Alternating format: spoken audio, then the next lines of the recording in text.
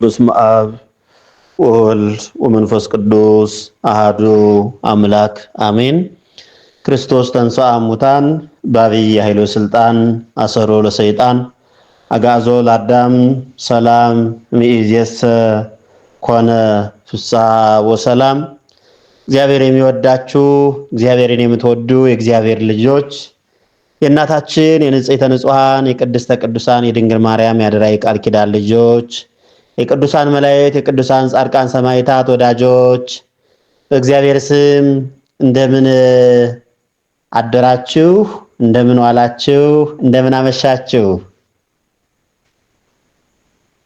በያላችሁበት ቦታ የእግዚአብሔር ቸርነት የእናታችን የድንግል ማርያም እናትነት የቅዱሳን መላእክት ጥበቃ አይለያችሁ፣ አይለየን። እኛ የሰው ልጆች የምንኖረው በእግዚአብሔር ቸርነት በድንግል ማርያም እናትነት በቅዱሳን መላእክት ጥበቃ በቅዱሳን ተራዳኢነት ነውና ሁሌም ቢሆን የእግዚአብሔር ቸርነት አይለየን፣ አይለያችሁ። እንደምን ሰነበታችሁ ልጆቼ? ሕይወት እንዴት ነው? መልካም ስራ እንዴት ነው? ሕይወታችን ጊዜያችን ልክ ይፈጥናን ከእጃችን ላይ እንዳለው ሰዓት እድሜያችን ይፈጥናን፣ ጊዜያችን ይሮጣን። የሰው ልጆች ደግሞ ዕለት ዕለት ፍቅር እያጡ ሰላም እያጡ ሲሄዱ እናያለን። ዛሬ ቅዱስ ዮሐንስ አፈወርቅ ድርሳኑ በተናገረበት ላይ እንዲህ ይለናል። የትምህርታችን መነሻ እምነት አለኝ ብሎ ምግባር የሌለው ሰውና ምግባር አለኝ ብሎ እምነት የሌለው ሰው እኩል ናቸው ይለናል። ኦርቶዶክሳውያን ልጆች እምነት አለኝ ብሎ ምግባር የሌለው ሰውና ምግባር አለኝ ብሎ እምነት የሌለው ሰው እኩል ናቸው ይለናል።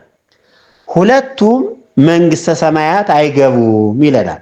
ኦርቶዶክሳውያን ልጆቼ እኛ ክርስቶስን ወደን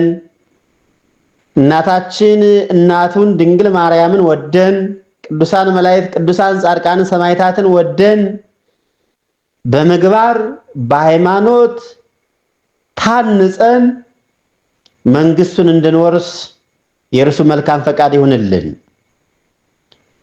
በቅዱስ ማቴዎስ ወንጌል ላይ ምዕራፍ 7 ቁጥር 21 ላይ ስታነቡት እንዲህ ይለናል ቃሉ።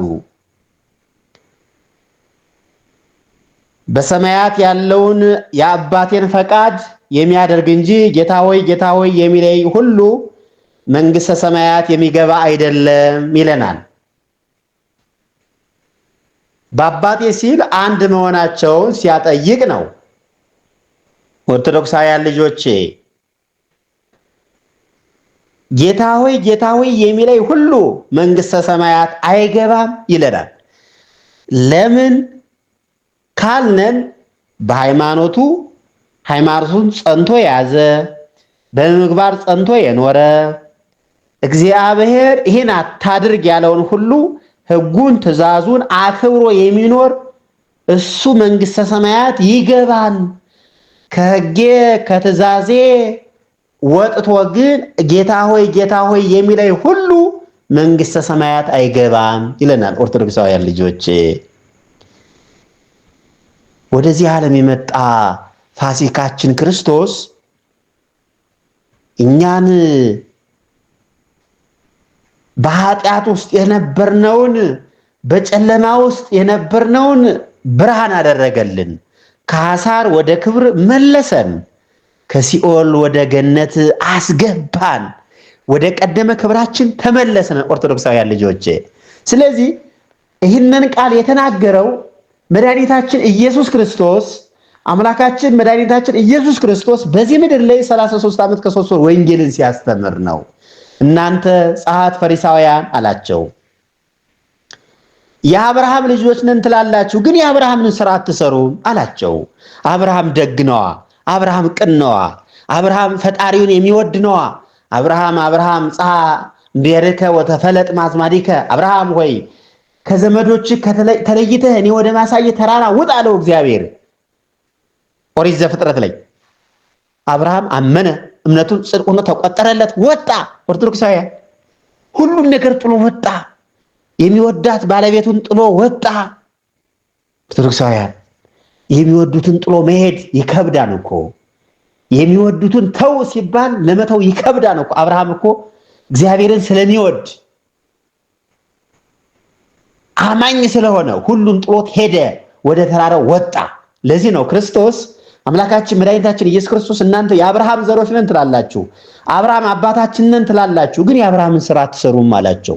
ስራችሁ ተንኮል ነው፣ ኃጢአት መስራት ነው እያለ ገሰጻቸው። ኦርቶዶክሳውያን ይህ ቃል የሚጠቅመን ለእኛ ነው። ዛሬ እኛ ምን እየሰራን ነው? አምላካችን መድኃኒታችን ኢየሱስ ክርስቶስ 6ቱ ቃላተ ወንጌል ላይ ብራብ አላበላችሁኝም፣ ብጠማ አላጠጣችሁኝም፣ እንግዳ ሁኜ ብመጣ አልተቀበላችሁኝም፣ ብታረዝ አላለበሳችሁኝም፣ ታምሜ ቤተኛ አልጠየቃችሁኝም፣ ብታሰር መጥታችሁ ጠይቃችሁ አላስፈታችሁኝም ይለናል። ክርስቶስ መጥቶ ታሞ አይደለም፣ በእኔ ስም ከሃው መካከል ለሰው ልጆች ብታደርጉ ለእኔ አደረጋችሁልኝ ይለናል የክርስቶስ ቃል። አያችሁ፣ መንግስተ ሰማያት ለመግባት ይሄን መፈጸም ያስፈልጋል። አትስረቅ፣ አታመንዝር፣ ያንተ ያልሆነውን አትመኝ ይለናል። አትግደል ይላል። ኦርቶዶክሳውያን የእግዚአብሔር የሆነውን ለእግዚአብሔር ስጥ ይለናል።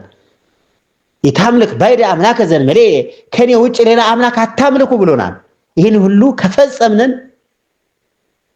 በመድኃኒታችን በኢየሱስ ክርስቶስ ስም በአምላካችን በመድኃኒታችን በኢየሱስ ክርስቶስ ስም ዛሬ በሕይወት እያለን መልካም ስራ ከሰራን መንግስተ ሰማያት እንገባለን።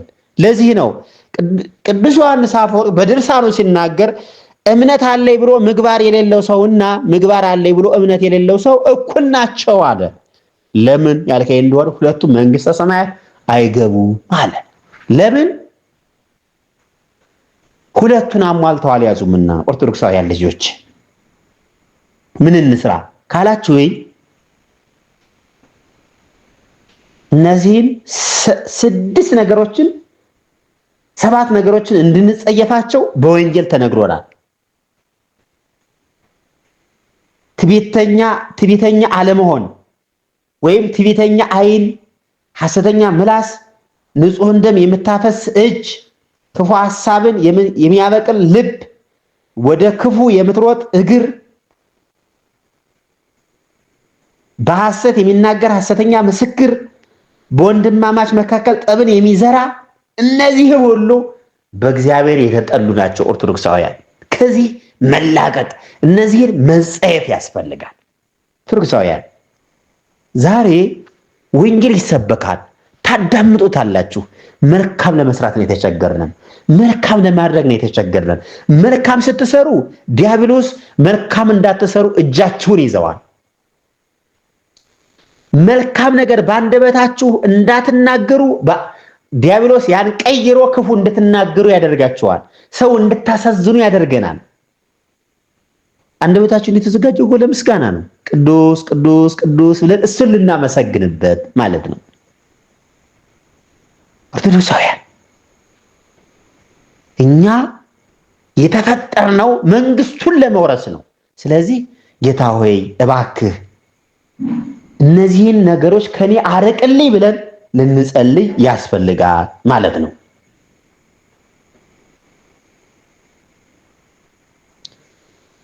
ዮሐንስ አፈወርቅ እንዲህ ይለናል። ምን እናድርግ ካላችሁኝ አለን